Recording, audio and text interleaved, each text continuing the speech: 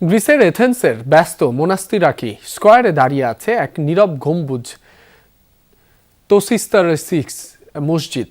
দীর্ঘ ২০০ বছরেও বেশি সময় ধরে যেখান থেকে শোনা যায় না আজানের ধ্বনি। অটোমান সাম্রাজ্যের এই ঐতিহাসিক স্থাপনাটি আজ গ্রিসের এক অন্যতম জাদুঘর। ক্ষমতা আর মানচিত্র বদলের এক জীবন্ত সাক্ষী হিসেবে কিভাবে টিকে আছে এই প্রাচীন মসজিদ। গ্রিস থেকে প্রতিনিধি কামরুজ্জামান ডালিমের প্রতিবেদনে বিস্তারিত। এথেন্সের বুকে নীরব এক গম্বুজ, ২ শতাব্দী ধরে যেখানে শোনা যায় না আজান। এথেন্সের ব্যস্ততম এলাকা মনাস্তিরাকি স্কয়ার। চারপাশ জুড়ে পর্যটকদের ভিড়, ক্যাফের কোলাহল আর মানুষের হাসি ঠাট্টা। এই চেনা কোলাহলের মাঝেই দাঁড়িয়ে আছে এক নীরব সাদা গম্বুজ। এটি তসিস্তারাকিস মসজিদ। চারপাশে এত জীবনের স্পন্দন, কিন্তু এই ভবনের ভেতরটা একদম শান্ত। ২০০ বছরেরও বেশি সময় ধরে এখানে কোনো আজানের সুর শোনা যায় না। সময়টা ১৭৫৯ সাল। এথেন্স তখন অটোমান সাম্রাজ্যের অধীনে। সেই সময় শহরের ওসমানীয় গভর্নর মোস্তফা আগা তসিস্তারাকিস এই মসজিদ নির্মাণ করেন। তার নাম অনুসারেই এর নামকরণ করা হয়। তৎকালীন সময়ে এটি ছিল এলাকার অন্যতম প্রধান মসজিদ। প্রতিদিন ৫ বার মুয়াজ্জিনের কণ্ঠে আজান ভেসে আসত এখান থেকে।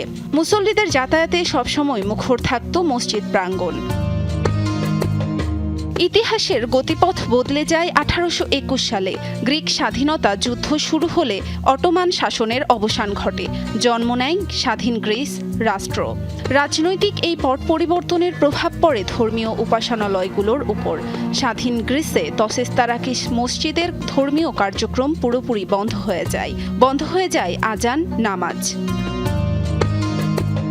ধর্মীয় কার্যক্রম বন্ধ হওয়ার পর বিশাল এই ভবনটি আর খালি পড়ে থাকেনি। সময়ের প্রয়োজনে এর ব্যবহার বদলেছে বারবার। এটি কখনো ব্যবহৃত হয়েছে সামরিক ব্যারাক হিসেবে, কখনো করা হয়েছে গুদামঘর, এমনকি সরকারি প্রশাসনিক কাজেও একে ব্যবহার করা হয়। বর্তমানে ভবনটি গ্রিক সংস্কৃতি মন্ত্রণালয়ের অধীনে। সরকার এটিকে একটি গুরুত্বপূর্ণ ঐতিহাসিক নিদর্শন হিসেবে সংরক্ষণ করেছে। এখন এটি আধুনিক গ্রিক সংস্কৃতি জাদুঘর এর একটি অংশ। এখানে বিভিন্ন প্রদর্শনী ও সাংস্কৃতিক অনুষ্ঠানেরও আয়োজন করা হয়। তসিস্তারাকিস মসজিদ এখন কেবলই রাষ্ট্রীয়ভাবে সংরক্ষিত একটি প্রত্নতাত্ত্বিক সম্পদ ও জাদুঘর। তাই সরকারি নিয়ম অনুযায়ী এখানে নিয়মিত নামাজ বা আজানের কোনো সুযোগ নেই।